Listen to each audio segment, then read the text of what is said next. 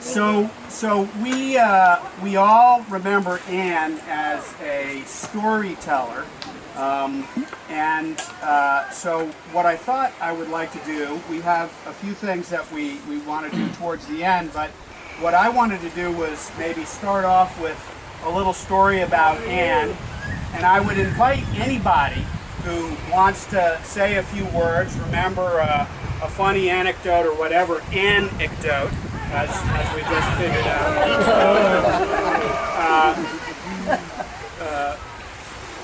to come up and do that, and then we'll wrap it up in briefly, and we'll wrap it up in a few minutes. Anyway, I wanted to tell a story. So this is stories, and I wanted to tell a story about the time that I came, one of the times that I came with Anne to Deer Isle, sort of by myself, just she and me. This was maybe when I was 15. I wasn't quite driving yet, so she did the driving on the way up. We got as far as the Joyce Kilmer rest stop on I-95 coming north.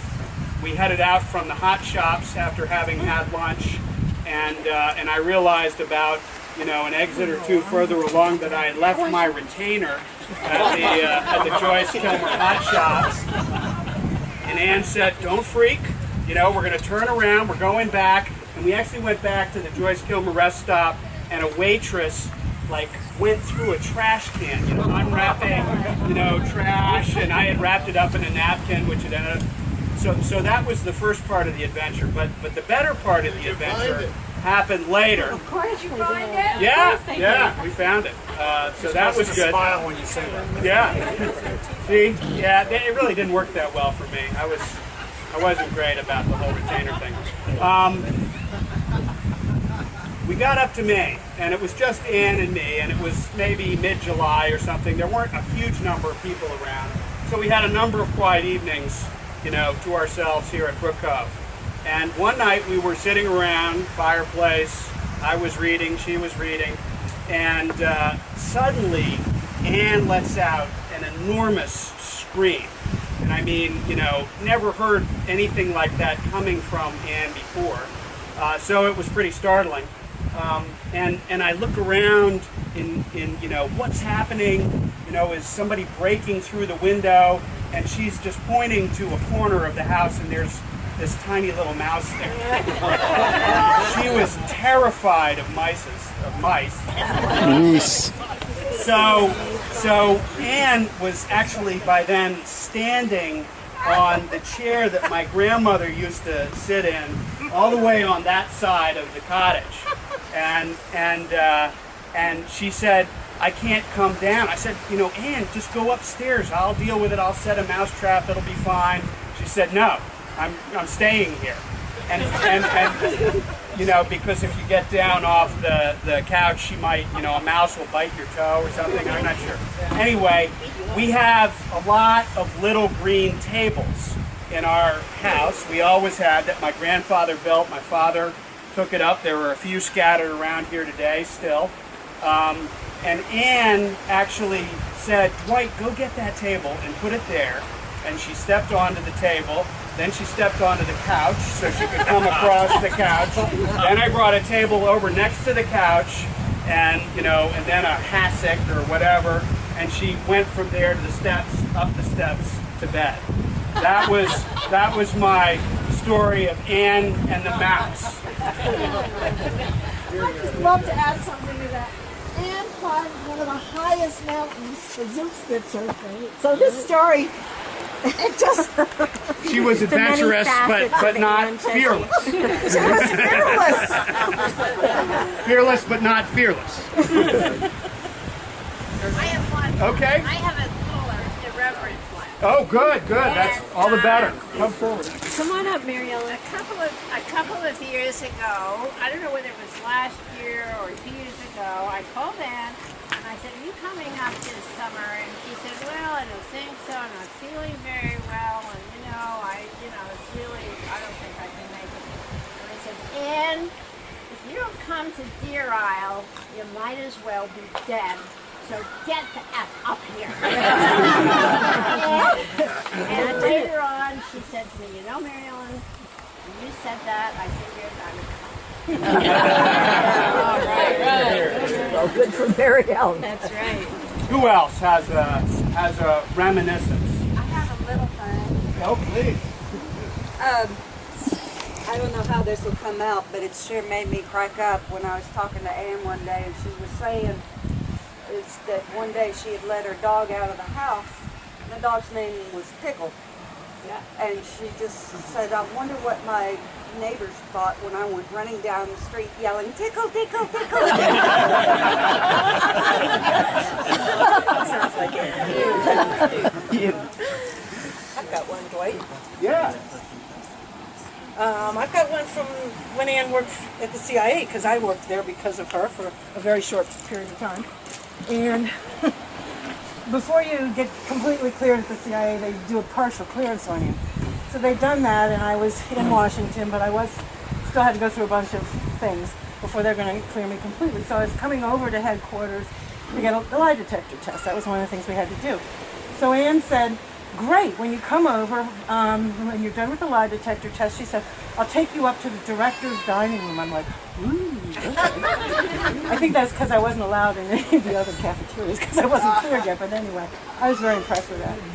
So I had my lie detector test and went on and on and on and on and on and on, and I couldn't clear it and I couldn't clear it, and finally I got through it, called in, and she came down to get me, and she said, what the hell was going on? And I said, well, you know, I don't know, but, you know, he said, the technician said, this is worth it because we've never had a mole in the CIA. So I told Ann this very proudly, and she looked at me and she said, that we know of. She was right. There wasn't one.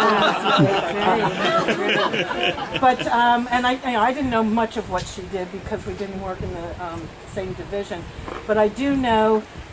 Sorry, Ann, if you don't want me telling you this, you'll probably strike me dead with lightning. That they sent the best and brightest to her to be taught really how to report from the field because her writing and reporting was so amazing. And I loved going to visit her because she always had these really good-looking young men in her office. And she'd say, oh, take my friend Carol out for lunch, and they would do it. So she was a great, great woman. I miss her, and I'm always going to miss her. There it is. Peter, did you figure something out about your... I've been spelunking in the cabin. I've got two. One's a mystery, and one is this note. It's Some Notes on Ann Summer, written by Tom Harrison. We just figured out. This came out in the last half hour. She came here in June with her good mate, also a harrowing hospital wait, while Sawbones sawed out Pete's ailing prostate. Sound like Tom, doesn't it? Now, of course, we're happy to hear he has nothing to worry, nothing to fear. She came with a guest list of voluble sighs, not like last year, which brought near demise. But Elsie kept jumping all was Trey Guy, except for a Trey Gay, except for a movie Papa with too much all nothing to say. Tickle and Luke went out on the porch, played with a pussycat, black, white, and foul. So spray them with Avon, dump them in douche, and one comes out sweet-smelling pooch. Now Indigo starts smoking too much, making her backside too dirty to touch. So out with the Leyland and in with a Pinta. Gone is the smoke and the money you spent.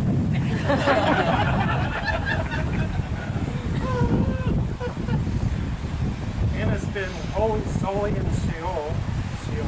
Seoul, watching divers, jumpers, and vaulters with pole. Even Ben Johnson run on Stan Zubol, but now that Gumball has mumbled his last and will rejoin our daytime cast. Today is her birthday, forgetting the number, and good old occasion will remember. So happy returns to us up the road. We're pleased to be with you. I can't read it. Neither could I. In Jones about. Yeah. Okay, here's the puzzle.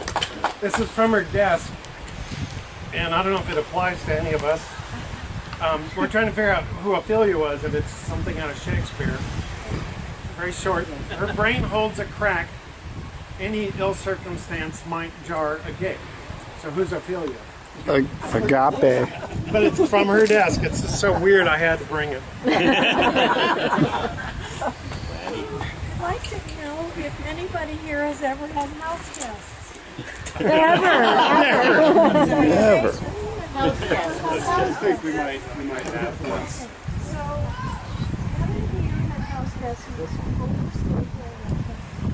They taught us something, which has become the Anderson family tradition, which is when I the know, house but is guests it leave, Agape or is as it they pull out and they're no longer in sight,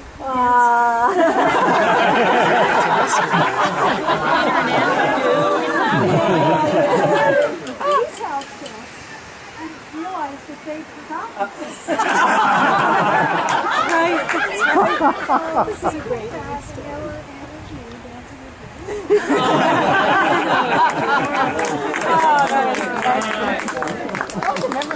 Oops, sorry.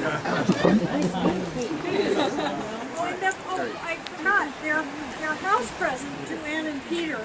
When they opened it up, it said to so-and-so and so-and-so, and obviously it had been regifted.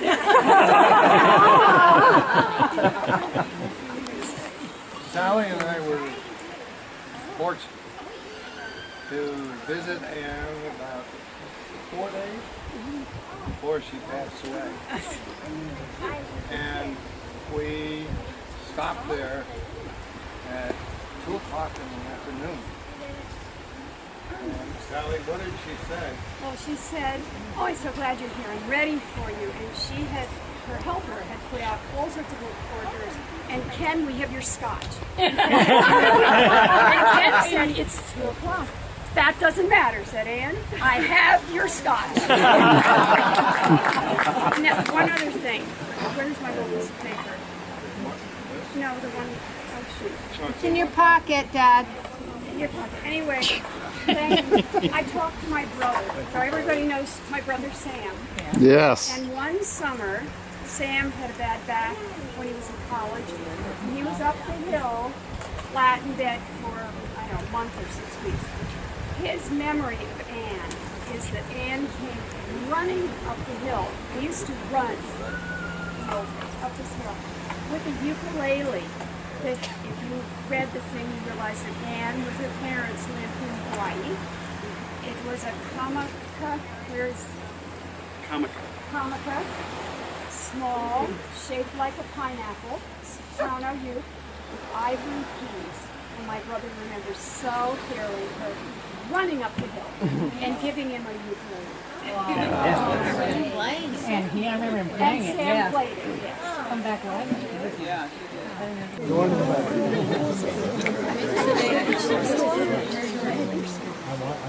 You ain't been blue. No, no, no. You ain't been blue till you had that mood indigo. That feeling goes stealing down to my shoes. I sit inside, go long blues. Always get that mood indigo since my baby said goodbye.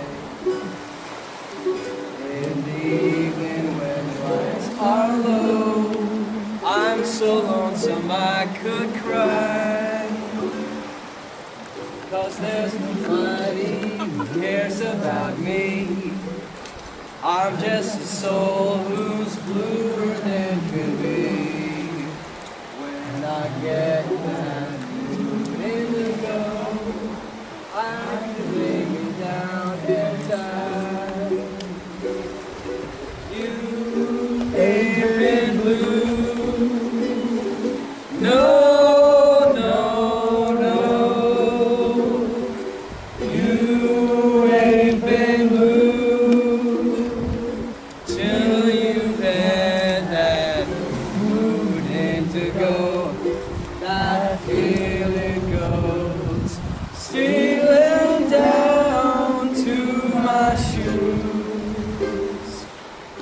I sit and sigh, go long blues.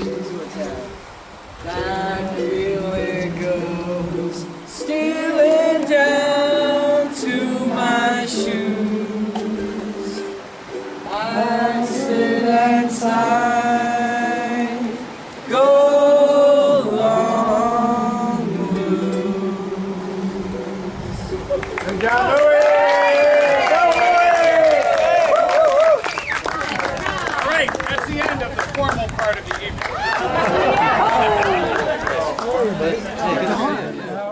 All right, everybody, I'm doing the first 4. Who's next?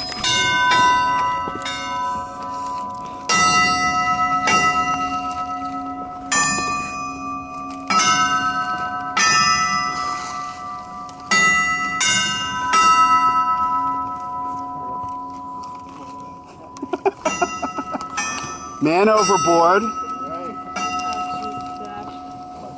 No, that's the other. That's another traditional.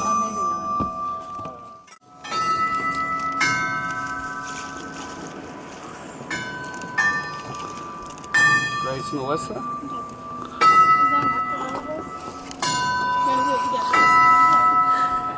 All right, you guys finish it off.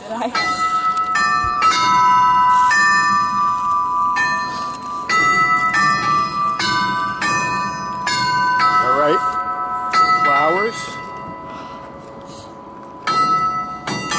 All right, now everybody, 1, 2, 3.